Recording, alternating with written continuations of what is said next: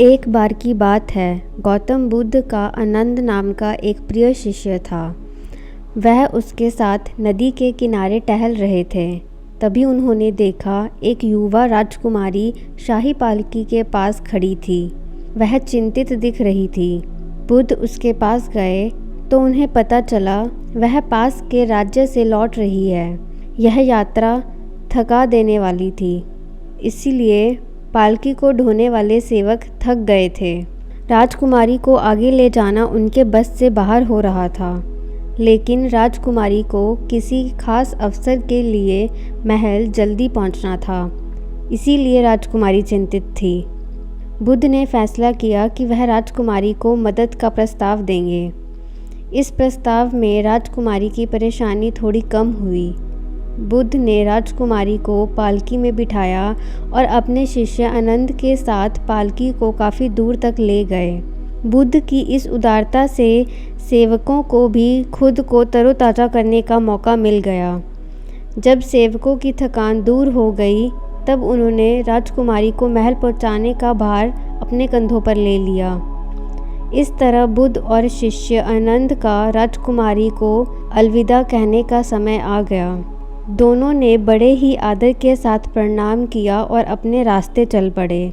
लेकिन राजकुमारी ने इस सहायता के लिए किसी भी तरह का आभार नहीं दिखाया, बस उसने हाथ हिलाकर अलविदा कह दिया था। आनंद राजकुमारी के इस बर्ताव से अंदर ही अंदर काफ़ी नाराज़ था, लेकिन वह चुपचाप चला जा रहा था, इस उम्मीद में कि बुद्ध इस पर कोई प्रतिक्रिया देंगे। मगर इसके विपरीत बुद्ध के चेहरे पर एक अजीब सी खामोशी थी और इस खामोशी में अपार शांति थी। इस बात से आनंद बहुत हैरान था। अब चुप रहना उसके लिए मुश्किल हो रहा था। उसने नाराज़गी भरे लफ्ज़ों में कहा, वह हमारी सहायता के लिए थोड़ा तो उभार व्यक्त कर सकती थी। क्या आपको नहीं लगता भगवान, उस राजकुमारी को शिष्टाचार सिखाने की ज़रूरत थी?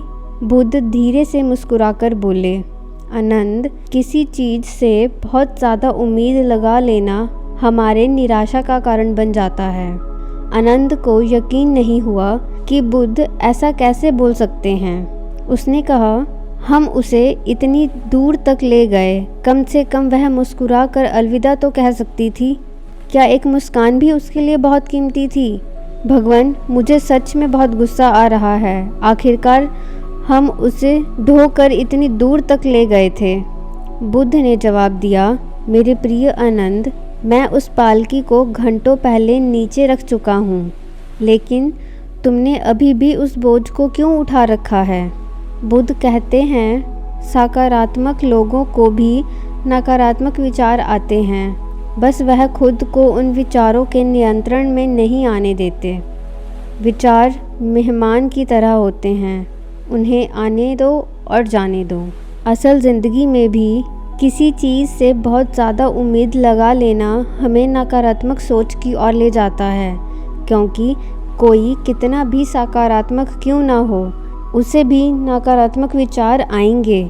बस हमें खुद को नकारात्मक विचारों के नियंत्रण में नहीं आने देना है।